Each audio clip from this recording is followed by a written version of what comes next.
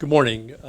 David Wilkie. I live in Minneapolis and am fortunate enough to be spending a month and a half down here in the lovely winters of Florida rather than Minneapolis, although it was 50 degrees there yesterday.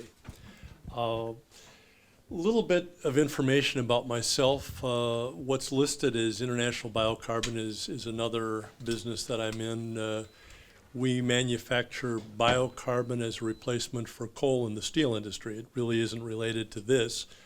But a little over a year ago, myself and two partners brought the tribal power marketing concept to Eugene, the Little River Holdings, which is the economic development agency of the Little River Band of Ottawa Indians.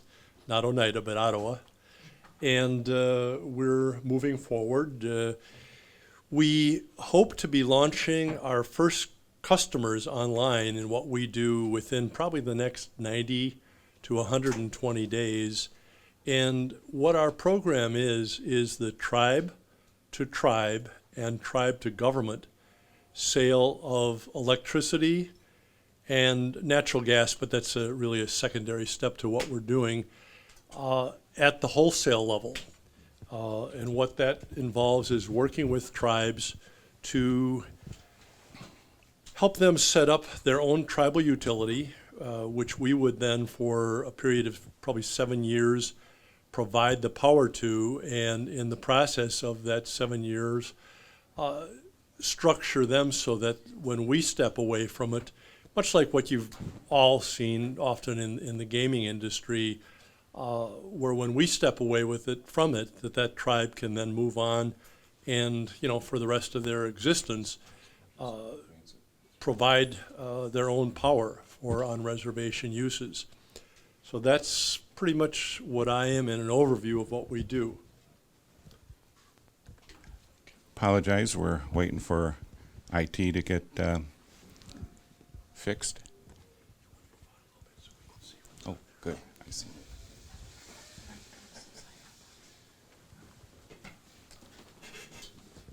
Wonderful. Bonjour.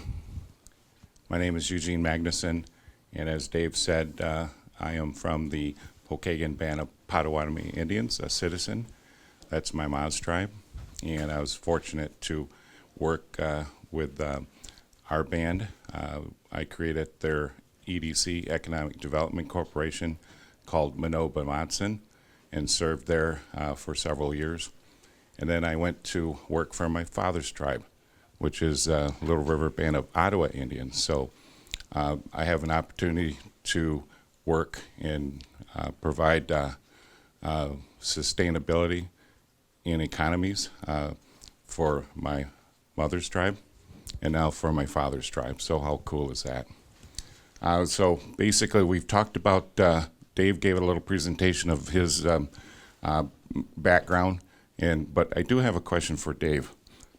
So Dave, why don't you tell us a little bit more about International Bio? What International Biocarbon is a company that was put together to develop facilities in North America that utilize wood waste, preferentially wood waste, construction demolition wood, railroad ties, use railroad ties, and certainly, can't kid you, we're going to have to use some amount of roundwood, which are whole trees, to make what's called a black wood pellet. And what it is just a very high carbon product that is produced much in the same way that you would roast coffee beans, high temperatures and lack of oxygen. So what you end up with is a product that is a replacement for coal, and we're focused primarily on the steel industry worldwide.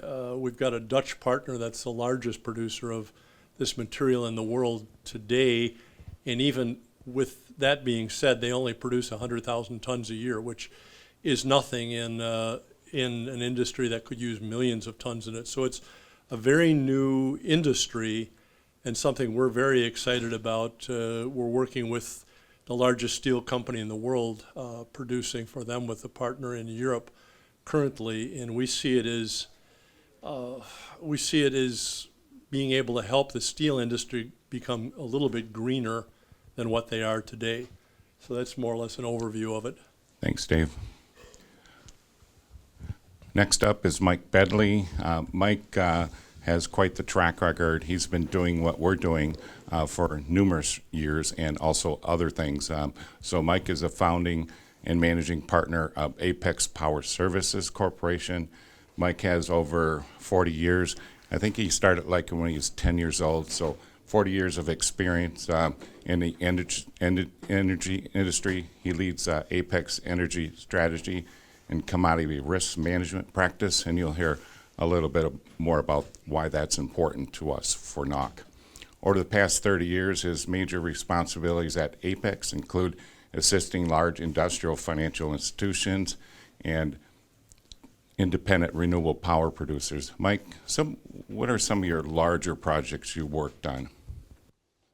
Thank you for the kind introduction, and good morning, everybody.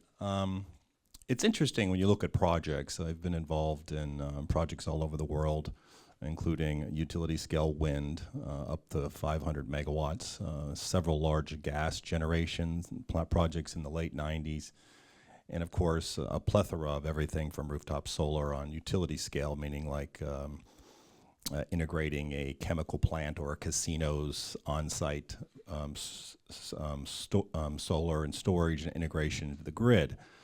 And what we're going to talk about today are so many of those products that you're going to see and hear about. What I want to get to today is what NOC can do for the tribes, but more at a higher level, what you're not taking advantage of in the market today. Most of you sitting here in your tribes are what's called a market taker, means you pay the price at the market for power, and that's very important. We are going to help you be a market provider of your own generation, maximizing the cheapest power on the grid, and minimizing infrastructure for delivery. That's important. Why? One, controlling your cost. Two, 100% sustainability. Full renewable energy, we can buy that right now. You can't through your existing provider. Boom, check. They can't provide it. And I'm going to say it right now, but it's important to understand. I'm going to give the mic back to Eugene because I don't want to talk about myself. We got a lot to do here in about 45 minutes. It's all about the utility is no friend of yours, and it's time for you, the tribal nation, to take advantage of the rules and regulations that are there to optimize your power buy, generation, and sustainability into the future. So Mike, briefly talk about your experience in EV. Well, I have 3 in the family, so I know EVs quite well. I was an early evaluator of, I did a lot of presentations early on, mostly on the usage of EVs, and what really came out of the usage of EVs early on, the early, let's call it the early consumers for EVs. Most of it was generated at home, but as you can tell, the EVs are transitioning very quickly. Oh yeah, the growth rate might not be 40 or 90%, it may be 35, but as the number builds in volume, the growth rate still being high means there's going to be tremendous penetration of the market, and there's wonderful opportunities. The whole opportunity is there, if you think about it. Having EVs as the power source for your on-site or fleets can be powered through renewable energy at 100%. So ultimately, you can take fossil fuel out like that, and you can move on. It's a big growth, and there's opportunity there. Thank you, Mike. So Mike brings to our team a plethora of experience.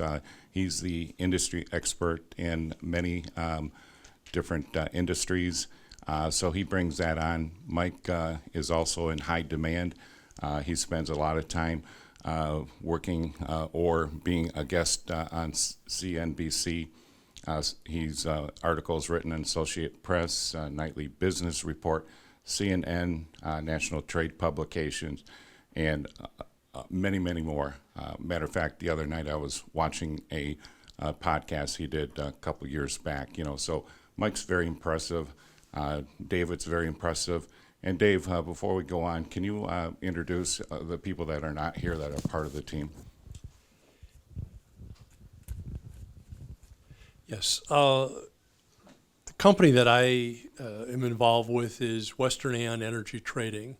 We are, we're not an owner of Native American Utility Company, but we have a profit interest in it and are working with it on a full-time basis. I have one partner, Terry Diatacek, who is in Toronto, Canada, and another, Michael Murray, who's in Minneapolis. And we're involved really on a day-to-day basis, trying to help Eugene make his magic. Thank you, sir. And of course, you have Eugene Magnuson, Pokagon Band Potawatomi citizen. That defines me. You know, I think Chance said, you know, what we do today affects our next 7 generations.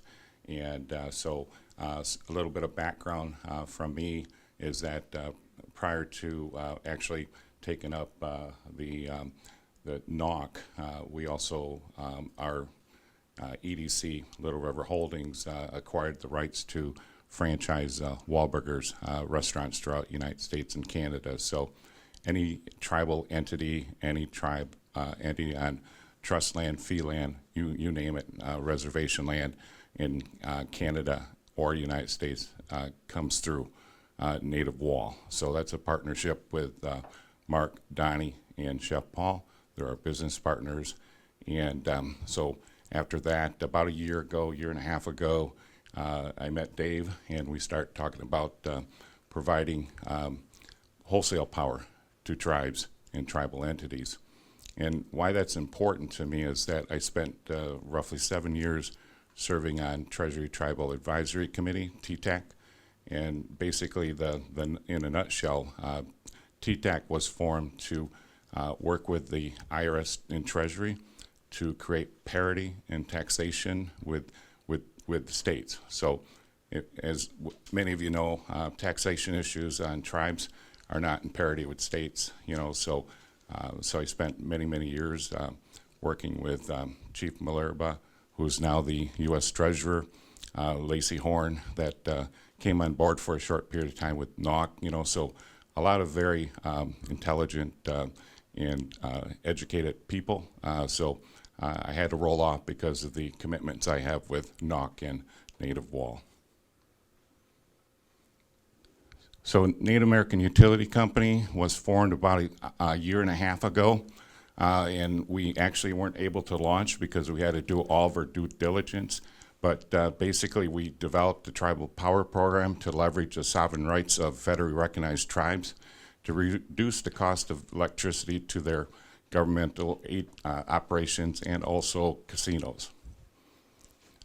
NOC has the ability to save a customer from 10 to 15% of its electrical power costs. Saving rates are based upon the utility market the customer is located. As an example, if you are a tribe from California, you probably have one of the largest utility bills in the nation. And then, of course, being from Michigan, it's not much lower. So there are all sorts of opportunities for tribes to actually receive a reduced rate in their electricity bill. While uncommon NOC structure and what it's doing is not new. So we've spent, I'd say, a good 6 to 8 months working with FERC to make sure that everything we're doing is above board and legal.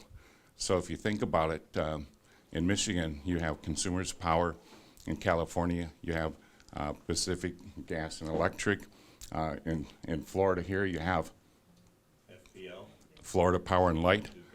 Okay, so those are all traditional power companies that tribes use around the country, and many more. Okay, so what we're doing is we're looking at actually buying wholesale costs. So all these power companies also are able to buy wholesale power off the grid because the grid is controlled by FERC, not by the power companies.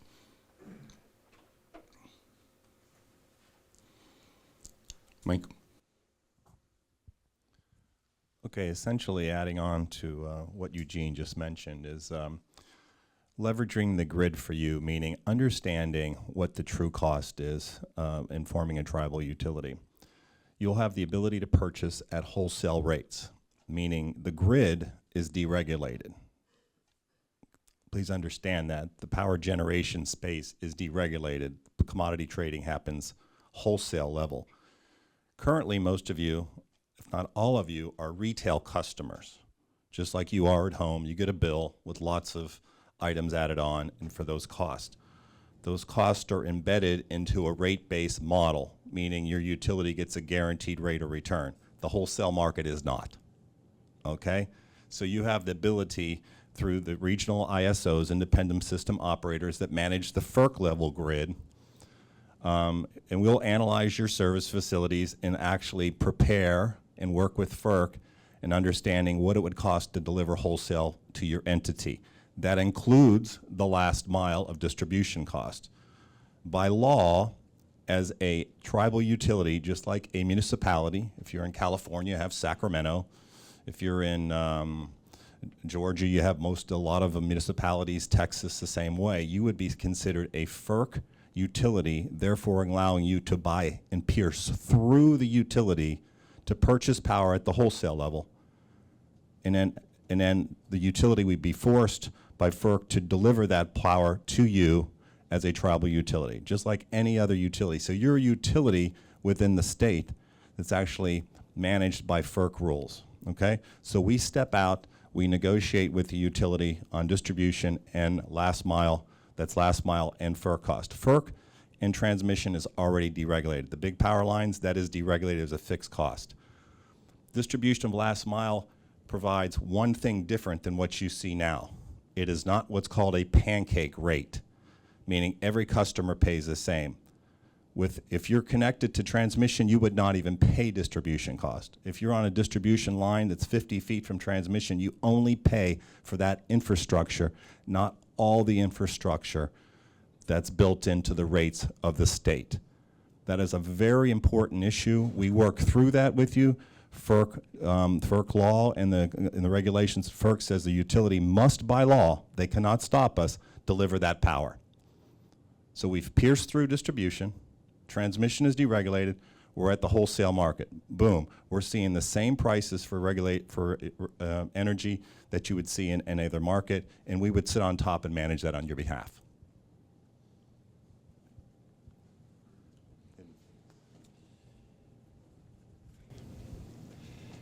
Pretty much anywhere in the United States, when you look at a utility bill you get, whether it's commercial or residential, you'll see that there are three components that are in that. The first is your cost of energy. And you don't necessarily see these individually laid out, but you have your cost of energy, which is what a legacy utility or an independent power producer, their cost of producing that energy.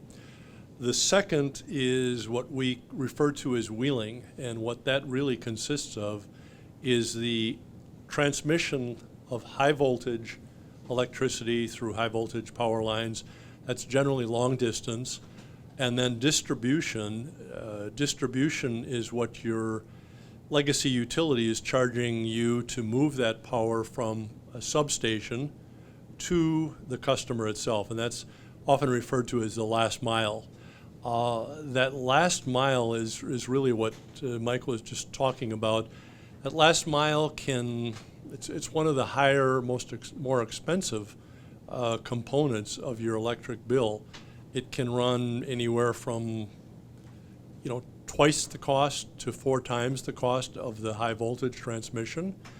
And one of the things that our tribe-to-tribe wholesale sales allows is not only does that legacy utility have to move our power, they, in most cases, are going to have to move it at a wholesale rate, which in some cases could cut the cost of that last mile in half. Then the last thing that we've got in the third thing in a typical utility bill is what we refer to as non-electric business charges. And these are what we somewhat refer to as hidden fees that are not something the electric company or utility is really charging you. They're fees and taxes that are mandated by state regulatory authorities. And these vary throughout the country, and you can see them being as high as 20% or more of a typical electric bill. And these are fees and taxes that are add-ons that are for social programs, non-energy fees. They're not directly part of that energy cost or the wholesale, the transmission to get you the power. They're things that can be electric public purpose programs, and those are often put together by various states to allow them to reduce the costs of power to some people that can't afford it. Nuclear decommissioning costs. You've got utility bond costs. California is still charging customers for bonds that were issued and bought back in the 1980s, and they're still paying for them. You've got competition, transition, and termination fees in some states. If, for an example, you're in a state that's got open access or quasi-open access, there are states that will charge you a fee for leaving your utility to go to purchase the energy, purchasing energy on the open market. You're going to find that most, if not all, tribal law experts in the country will tell you that these are fees that cannot be justified under federal law to be charged to a tribe for power on their reservation. But generally speaking, you're going to find they are charged and that they are paid for. What our program does is the wholesale sale of power from tribe to tribe. These fees are all billed at the retail level. In other words, it's when that utility is sending you a retail electric bill. We're selling wholesale from a tribe to tribe. We don't even get near, we don't have to worry about whether these can be justified by law or not, because they're at the retail level and we're selling wholesale. I think you'd all agree that once that power gets to the tribal utility on its reservation, that no state has the authority to require that tribe to collect these fees from their on-reservation members or businesses. So that is one of the ways that we are able to save money. It's not that we're buying energy less expensively than anyone else. We're pretty much buying it at the same cost, but it's the fact that we can eliminate all of these non-business charges from a tribal member or a business's bill. And then, as Mike was saying, we're moving the power, that last mile, at wholesale level pricing, not retail. Those are the two primary ways that we have the ability to reduce the cost of energy.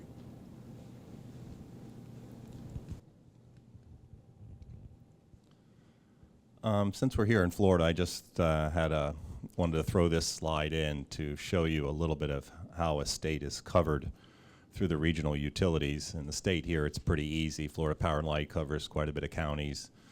Tampa Electric, Gulf Power, which is owned by Florida Power and Light, and the parent company NextEra, and Duke. So you can see that the utilities have a tremendous amount of, let's call it, lobbying pressure they can apply to the Public Service Commission to dictate rates. It's important to, and I'll talk about this later, the cost of distribution and transmission. One statistic, it's very interesting. You know, your distribution cost over the last 10 to 15 years have essentially doubled, but the reliability of delivery has been exactly the same. So the question you have to ask yourself is, what am I paying for? Okay, I'm paying the utility their cost of generation of power, delivery, transmission, all the other costs that were mentioned here today, that you actually do not have to have that exposure by forming your own tribal utility. You'll be right through, and you would look like any other major utility. You just would have a dot around your area in the selected states. I see this as a wonderful opportunity, one, to what? Control your price prices into the future. 2, provide 100% of sustainable energy tomorrow. 3, ability to build generating assets off your sites and transmit through wholesale to your site today. But when you're behind a vertically integrated regulated utilities, much of the utilities that are in the Midwest, a lot of them in the far west are vertically integrated, where generation comes from the power company and transmission distribution. Their embedded costs are too high, yet they can't deliver 100% sustainability. Plus, when they do deliver it, they're going to get their guaranteed rate of return, whether they make a good decision or bad. That's very important to understand. So I wanted to show that this lobbying power and other non-business costs that you're paying for now, and David mentioned earlier, will go away. All right, so the question you have to ask is, how do we save you money, right? I mentioned so many things encompassing so many different areas. Well, first, we can secure wholesale level pricing for transmission and distribution. We would go to your utility, we'd work with them and say, we formed a tribal utility, we're going to go ahead and look for last mile wholesale rates over distribution. They have 60 days to respond. This is nothing new for them. We'd get a FERC rate, we'd have FERC distribution and transmission. That's set. 2, we're not required to collect non-business charges. They go away. And 3, we can operate at very lower operating margins than the incumbent utilities. Why? Rates of return. I have a question. Yeah, I have one quick question. What's the difference between FERC and WAPA? FERC is the Federal Energy Regulatory Commission. I mean, on their rates, because we have WAPA. What's WAPA? So, That's a regulated utility. That's a federal regulatory. Yeah, that's just like TVA or any other. They're still regulated by FERC, and they have to still, remember, when it's a retail consumer, they still have to pass on retail cost. Anybody has a retail meter is paying those state charge. So that's just a utility. They're also managed by FERC as well, regulation. Because I thought that it was a federal utility that didn't charge all those extra fees. Because it only goes to federal Air Force bases and inland and stuff and governments. It's a government utility. There's no state fees on that? You want to take that? Yeah, I will a little bit. We've worked with WAPA a fair amount. WAPA is a quasi-government agency that is at the federal level. Like Mike said, TVA, WAPA, they're government power marketing agencies.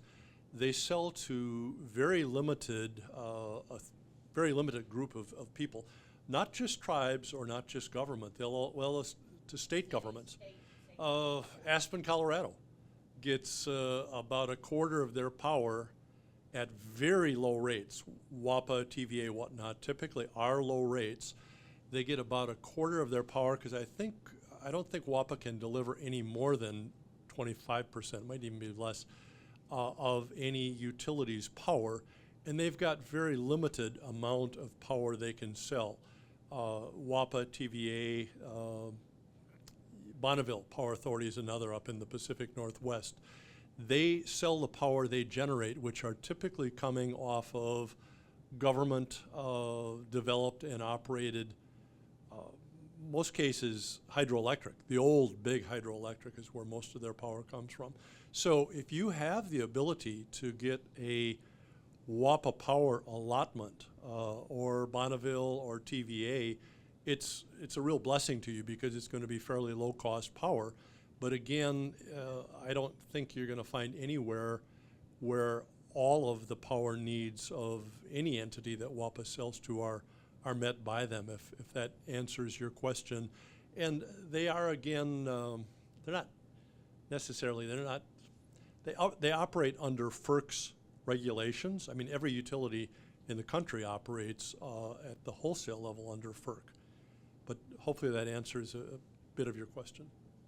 And I might add, a TVA, maybe WAPA or Bonneville, just because they're a government, quasi-government facility doesn't mean you can't have cheaper costs, because I'm sure, remember, they have embedded cost and infrastructure that you're paying for. And TVA is not known. Years ago, they were 70s and 80s, they had the cheapest power, but they're far from it now.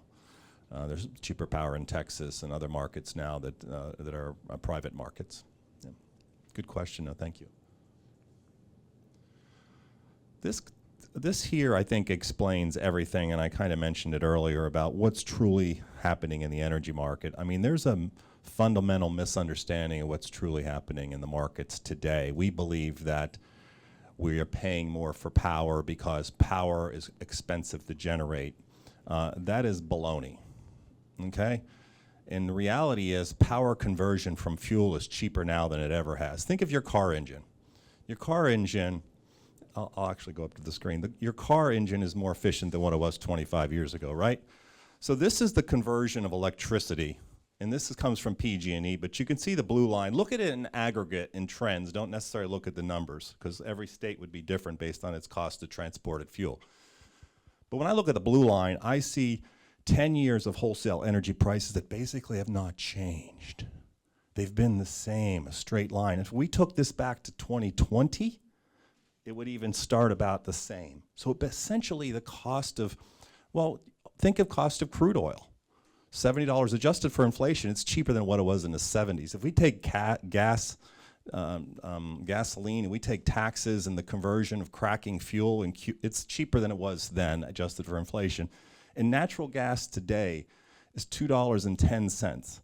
It's cheaper than what it was in the 70s and 80s, adjusted for inflation. It is so cheap. Hence, this is why we're bringing down the cost of wholesale energy.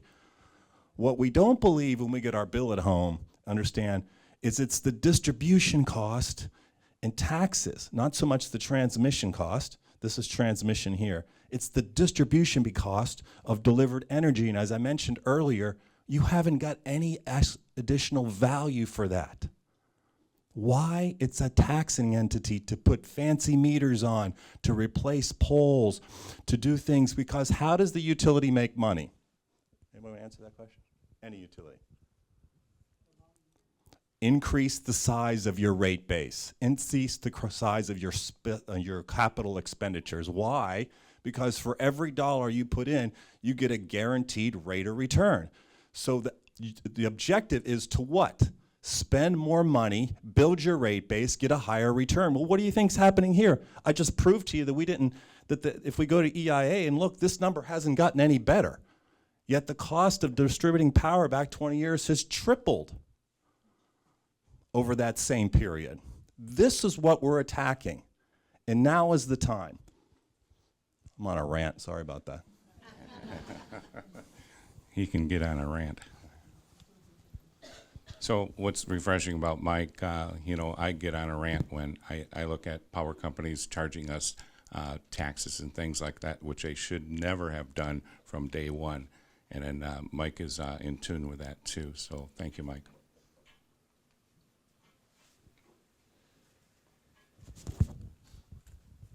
What this slide is really talking about what's happening around the country, but in California probably more significantly than anywhere else in the country. And it's happening for a number of reasons. California's got some of its own particular situations that their regulatory agencies have in general caused a lot of the problems. But you're seeing effectively in California, you're seeing right now many people are paying over 30% increase in 1 year in their cost of power. Now, that's not all based strictly on the cost of energy and rates. Their power rates went up about 14%, but when you add on the other costs of cost of fuel, other things that have increased, they're again seeing over 30%. The PG&E rates have gone up more in California than any other of the other utilities. They're not the only utility in California, but they're certainly the one that most people there tend to hate the most. But they saw 2022 rate increases of 18%. In 23, it depends whose numbers you're looking at often, but it's from 13 to 17%. And they're projecting another 17% increase in 2024 before it's done. And from the last slide again, as you saw there, it's not in the cost of energy generation.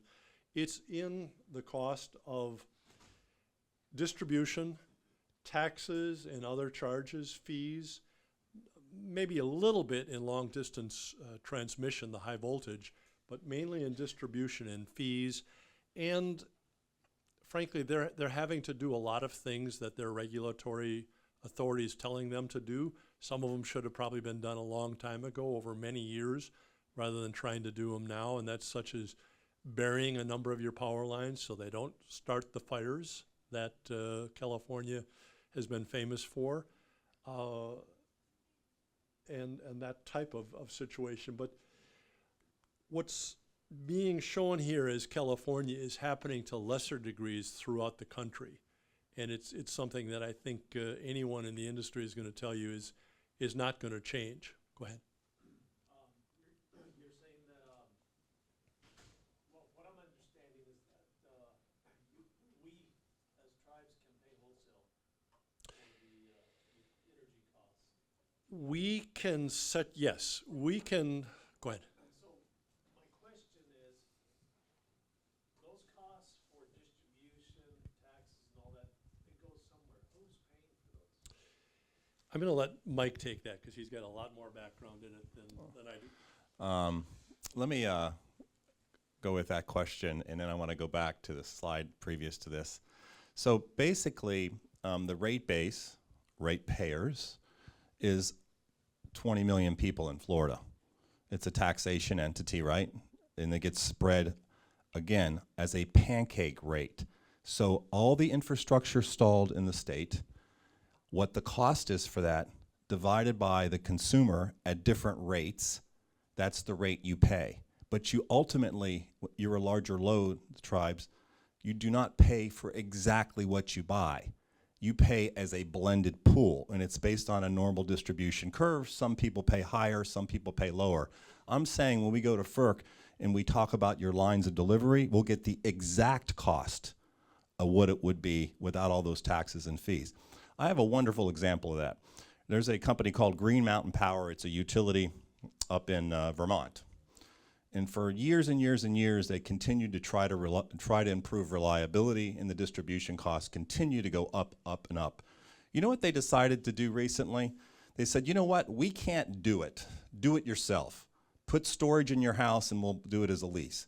They basically have thrown their hands up after spending all this money to say, you know what, it's a joke. You do it.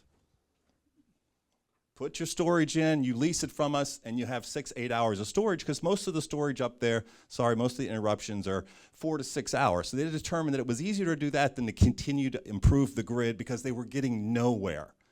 We have to turn this on our head, turn it upside down to take advantage of what you are exactly paying at the grid right now. It is not the true cost of energy. Why do municipalities get that advantage? They all buy wholesale. There's one down here in Homestead called Homestead Utilities. It's 100 megawatts. They buy power for a grid. It's a small utility. There's smaller ones in Florida, all over the nation, 8 megawatts. They'll be smaller than your tribal areas. They buy wholesale.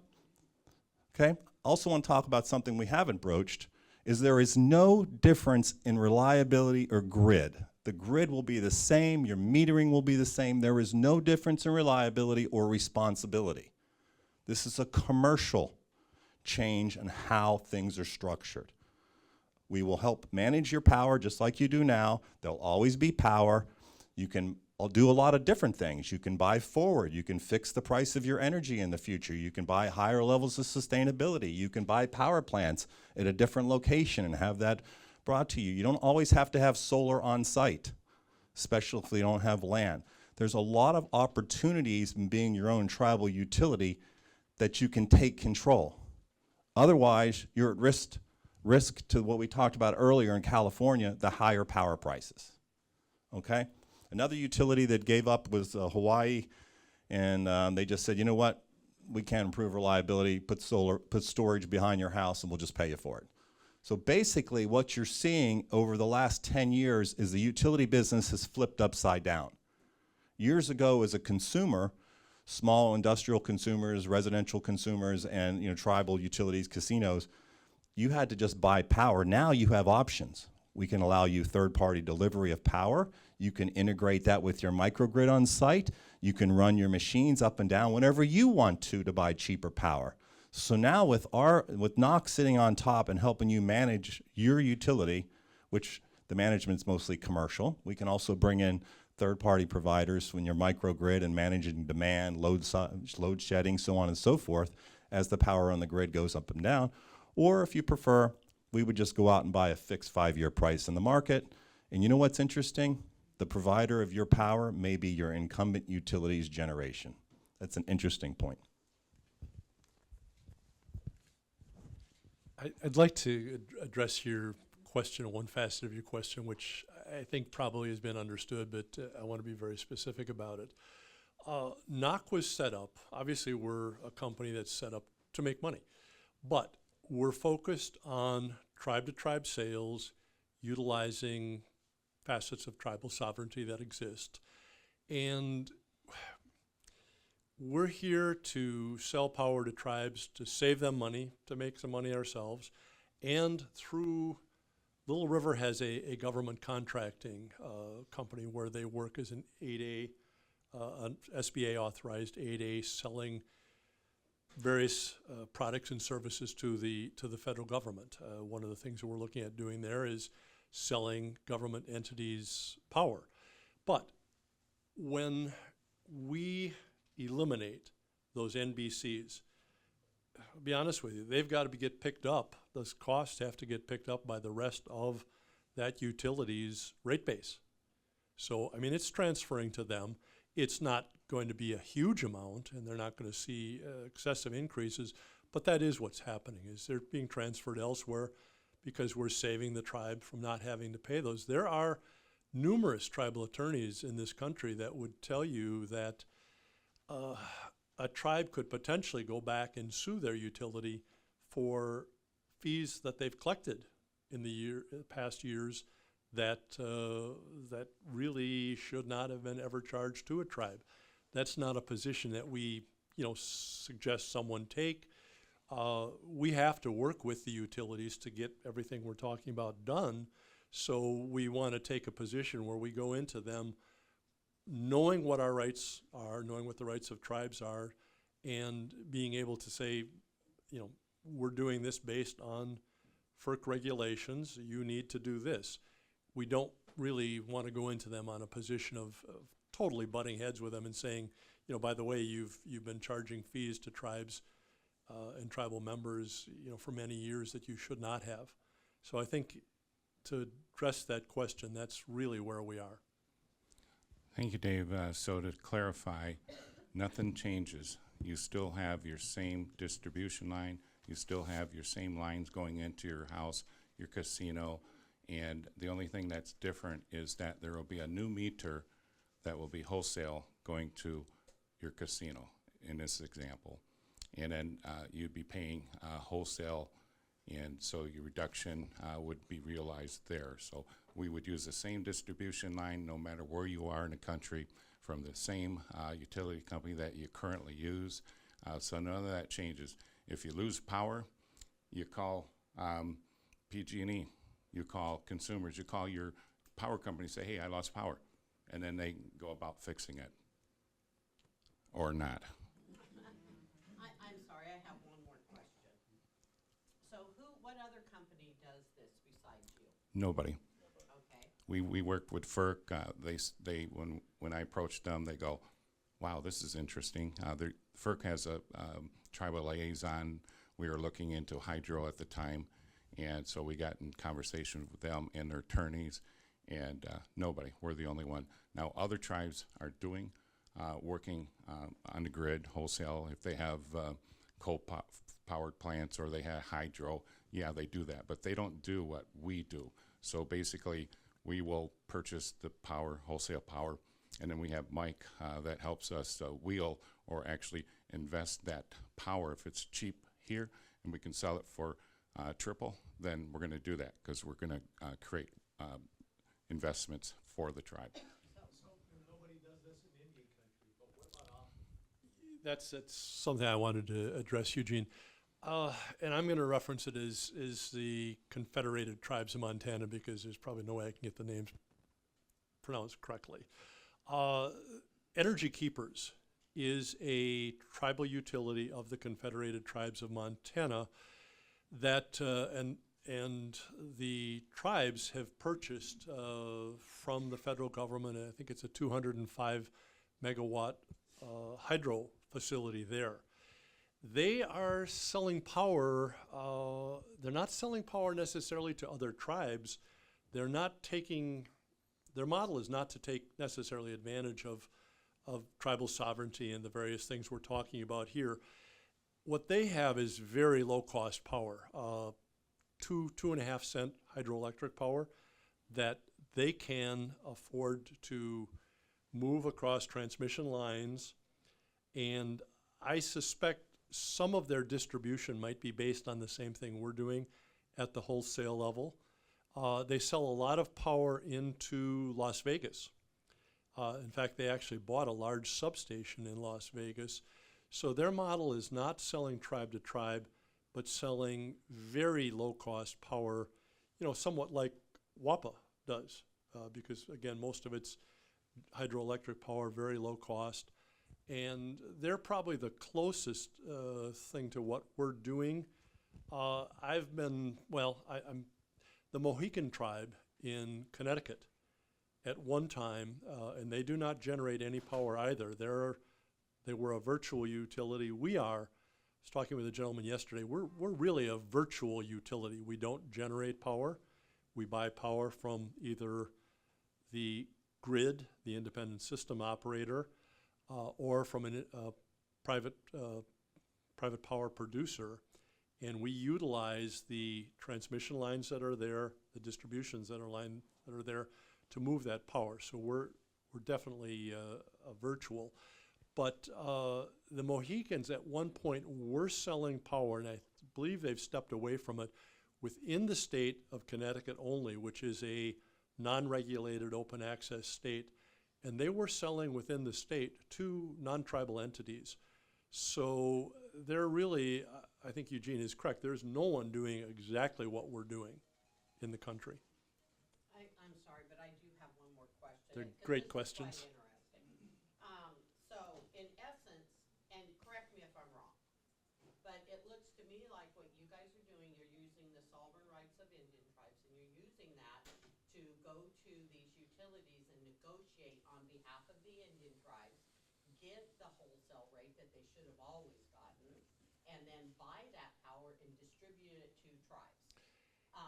But at the same time, what is your fee for doing that for us? I'll go back a step. Yes and no. We're not, you've got to understand that a utility, Florida Power and Light, PG&E, whatnot, they've been split into different components. They have their generation side, and then they have their distribution side. Those two components basically don't work together or talk to each other. So we could potentially buy that power from, say it was a tribe here, or better yet, we're dealing with a tribe in Northern California that's serviced by, their bill is from PG&E. Their energy comes from another independent company. So, Can I ask what yep. tribe that is? At this time, no, but Okay, I'll get. I'm a tribe in Northern California, all right, right in Central California. okay. We're actually the other Hard Rock. We have a Hard Rock Hotel and Casino, Sacramento. So you're in Sacramento market, yeah. You're close. But we are PG&E, Mm-hmm. and I think I know who, that's why I asked. But we are on PG&E, but they have, what is it, SMUD, Mary Jane? Yes, SMUD in Sacramento. SMUD is a municipal utility in Right, Sacramento. and so that's what I'm saying, maybe SMUD, but it's PG&E, okay, there's two different things there. But this is quite interesting because we live, our trust land is real close to an Air Force base, a big Air Force base. Beale Air Force Base. Beale Air, okay? Yeah. Okay, now you're getting clever. Okay, so now you're getting, what's the word, fancy, right? So yes, it's a little more complicated than that because we have to sit on top of you and manage your day-to-day power. We have to allocate, just like gas. We have to know. So there is a lot of administration and complexity that we get involved. But yes, essentially, we are part of that fee of the savings that will be generated over a term, whatever's negotiated. Listen, if you buy 100 megawatts, the savings percentage may be small. If you're buying 5 or 6, we have an embedded cost of running this practice that we'll have to do. But you're absolutely right. If you could buy wholesale, you could actually resale as a wholesaler to the government entity. Am I correct? Yes. Okay. So you nailed that one right on, and you're thinking exactly the way. This lady up front deserves a round of applause because she gets it, right? All right, let's go to the back. You know, I haven't worked this room, and we only have about 10 minutes. So, questions? Are you similar to Guzman Energy and services they provide? Guzman Energy. I think they're just a power provider and retailer, right? How are you similar or different? Well, they are a retail provider of services to retail. In other words, in California, well, give me the locations on them. This is in the Rocky Mountain West. They took over the power supplying entity from Tri-State for Kit Carson Electric Co-op. Okay, so they're a wholesale provider to them, right? Okay, so they're a wholesale provider. They go in the market and they manage load for the entities they're providing. So we could actually hire them to manage the wholesale buy and the administration of the tribal utility. They sit on top. Remember, when we buy wholesale, there has to be a 24-hour desk that manages your power. They would actually be a supplier to the entity as we manage that for you. Think of them as an energy manager in the market that provides 24-hour service to bring that power to you. Anybody who buys power wholesale has to have a 24-hour desk. Neither the tribes or NOC will provide that. That'll be provided by a third party. We're actually going to administrate all that, getting you off of the retail rates, buying wholesale. Now, you'd be able to buy direct from Guzman without going through the utility. You follow me? You are the local distribution company when we form the tribal utility. A number of tribes in Mexico are starting to look at that. Yeah, so, and there's some tribes, there's one in Michigan that buys off the wholesale grid already too. So yes, I mean, that's a great question, but they're a wholesale provider just like NextEra, Constellation, Calpine. I can mention hundreds of them around the United States that work in the wholesale market. They would actually assist in delivering power to you because they'd be going out on a daily basis, looking at the markets, depending on the products you want, buying them, delivering them. We sit on top, audit their bills, make sure you're buying the power and administrate that on your behalf. They can't do both. That's what I'm saying on the wholesale. They would not manage the tribal administration that we would handle at NOC. And yes, it is a little complicated, but we can get through it. Next question? So curious, how many tribes have gone through this process thus far? And I'd like to learn the history of that. Second question is, are there any tribes that provided power to this model yet through like a VPPA? So how many tribes? So we basically got the green light with our legal. So right now, you ask us how much money we made. The lawyers are making the money right now. But no offense to any lawyers in the room. But anyways, so we did our due diligence. We've been talking to FERC. So we spent a good 6 months working with FERC, our attorneys, and then putting together the service agreement, the MOU, and all that information we have now. So we basically got that taken care of about 30 days ago. We have 3 tribes that we're working with. We have a tribe out in California that we'll be starting with here shortly. And then we have another large casino operation in Michigan. And then we're also engaged in conversations with a couple other larger casinos. And you know, we're not large, small, medium. It makes no difference to us, you know. And did you have a second part of your question? Yeah, I was curious if there's plan at this point to basically buy power from other tribal producers who, you know, depending on what part of the country through like the VPPA. The answer is absolutely yes. I mean, why not? I think that's a great idea. If you can buy from other tribal entities that are connected to the grid, like the West grid is not connected to the East interconnect, just to remember that. So the East has to be the East and the West is the West, as is Texas is a different entity as well. But absolutely, we'll go out and buy power wherever you want to buy it. If you say, hey, I want to point to that facility and I want that power transmitted in, we have to build the capacity factor, the load factor, then shape it for the delivery. That's when the third party, Guzman or Constellation, comes in.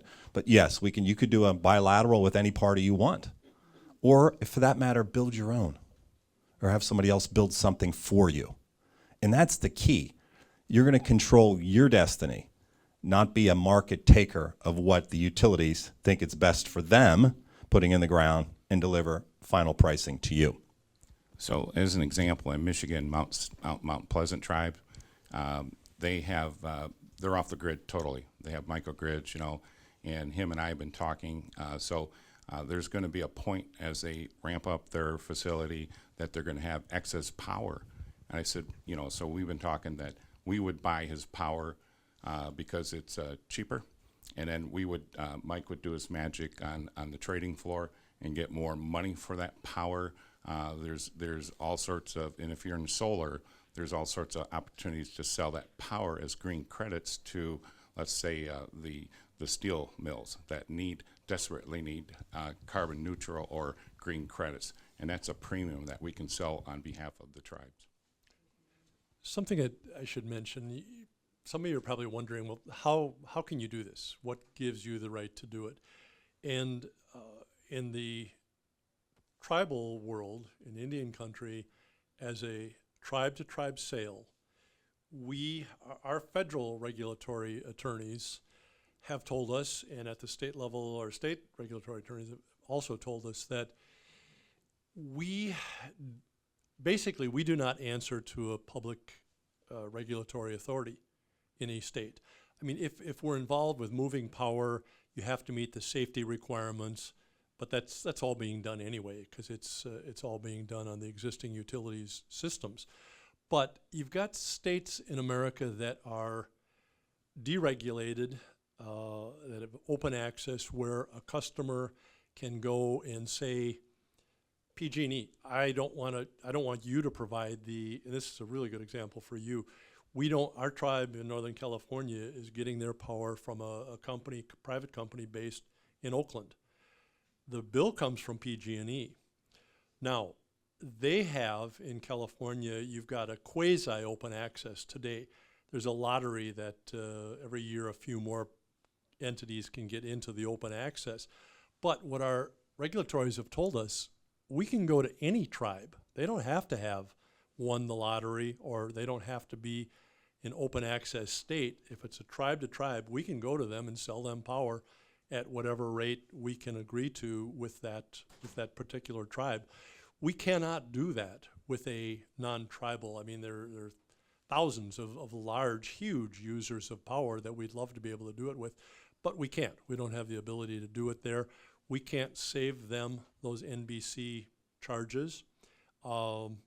We could potentially get into the reduced distribution, but we just don't have the ability on a tribe to a private entity. So it's tribe to tribe that works, or in our case, tribe to federal government, because a tribe is considered a federal entity because it is a government. A federal agency is a federal entity, so we can work in those arenas. But our primary focus today is certainly tribes, if that helps. All right, we're going to try to blaze through the last couple slides. So as I mentioned earlier, we do work with power trading organizations to manage your scheduling and wheeling. This is where the FERC requirements come in. They would actually work with NOC to actually shape your load, integrate generation, integrate microgrid, integrate demand side, load shedding, and everything behind the meter. That's where we come in, and that's really the objective of trying to understand what you're doing, because as a federal regulated entity, you would now have to provide all those services yourself, which the utility is providing. And by the way, at not a very good cost. So the same quality and delivery of electric, we went over this at length, from the providers will be exactly the same. through the lines and system as they utilize. And before we get on the last slide, I just want to say one thing, that it's important here to know that this is a no-cost analysis that NOC provides. Because if you don't go with NOC today, what's the downside risk? Nothing. Because you're still in the same place. The utility cannot discriminate against you and your rates because they're all based on rate making at the commissions. So doing this does not put you in a position, oh, I'm going to lose a site-specific deal, or they help integrate.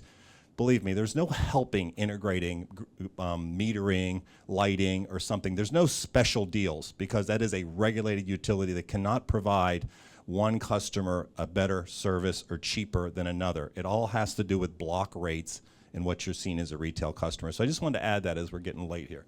Eugene? So Harvey was talking about Brighton project that's proposed, and they were looking at a 900 plus solar kilowatt per year, which would represent roughly 34% of their electrical needs in that campus. So, Mike, is it possible to sell the excess gap, or 64%, through wholesale?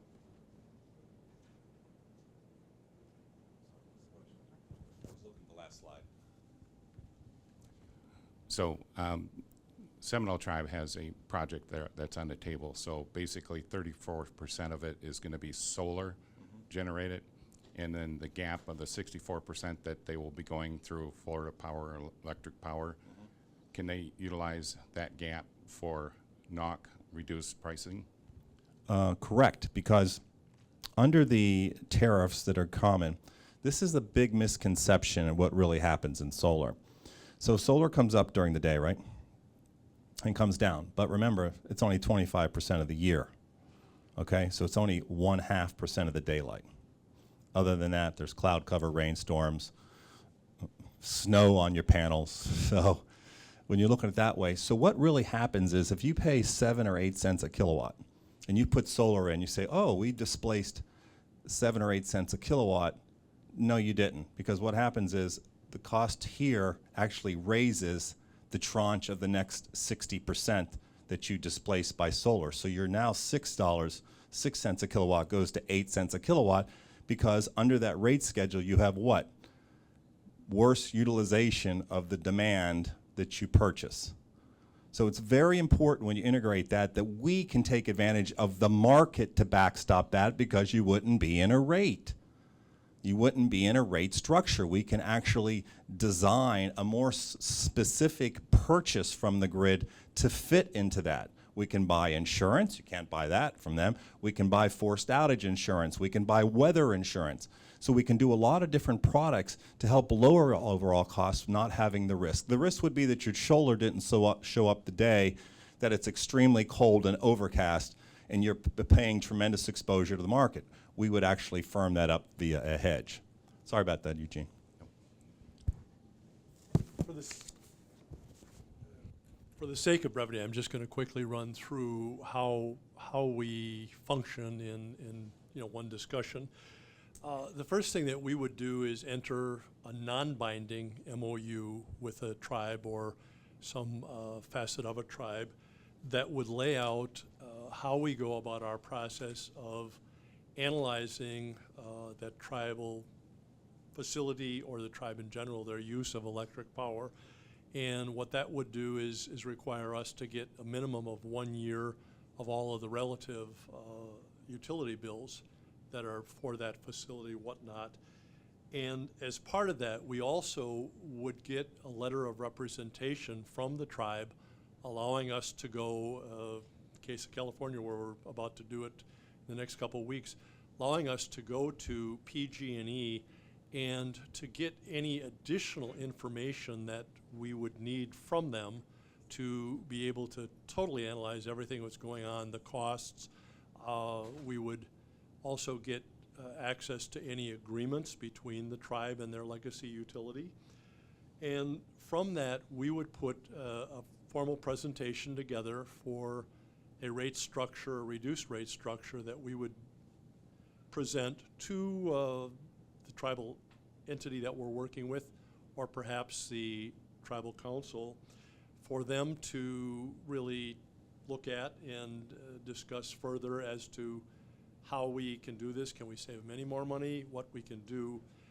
Once that is agreed upon, we would then step into a commercial electric service agreement with that tribal entity that we're working with. So as Mike was saying previously, it's not something that costs any money on the tribe, on the part of the tribal potential customer, and there are no commitments until that tribal entity is fully satisfied with what we're proposing to them. If you would, we don't have a set of fees that, you know, are standardized. What we're doing is proposing a rate reduction. What we can save. Again, it could be, you may find cases where it's below 10%. We may find cases where it's above 15%. It's all based on the situation and where that tribe is located. So that simplistically is how we move forward. So plenty of off-ramps. Doesn't cost you anything. You get the study. We present it. We can present it to the EDC. We can present it to the tribal utility. We can help create the utility. We have the paperwork. We have the people that can assist in if you don't have your own tribal utility. It's very easy to do. I was able to do it, so anybody can do it. But, you know, there's nothing that would cost you any money, you know, to get into this process.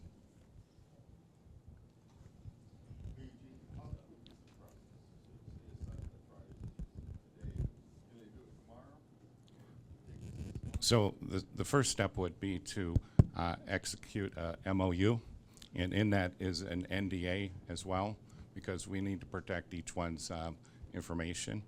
And then once we execute the MOU, we can do, before that and after that, we can actually do a presentation to whoever you deem you want to have a presentation, if it's tribal council, if it's the tribal utility, if it's the EDC, whoever. You know, we will do a Zoom, and then we will also visit when it merits that. And then from there, Mike will do his magic with all the people that he does.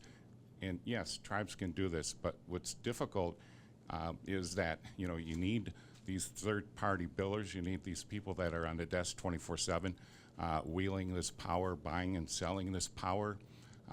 And we looked at that internally and said, whoa, that's too much. We can't do it. But I would love to do that down the road. But for right now, we'll use other people to do that. And so once we get to that point, then we can present to you, and then simple as making a decision. You know, you can decide not to, or you can decide to jump on board. I think it's important to understand too that our typical proposal would be a 7-year service agreement.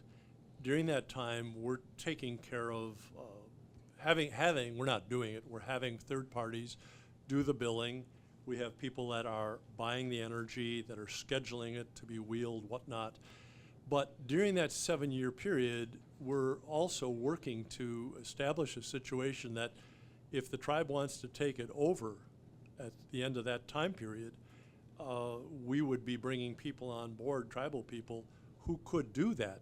We would, you know, be highly suggesting that that tribe, instead of setting up their own 724 desks, doing all of their own billing, that they would probably continue to use these third-party entities to do those things. Billing is one that I think a tribe certainly could take over in the long run, but there are many things that we would be using third parties for that we would, again, suggest that tribe go on their own using them.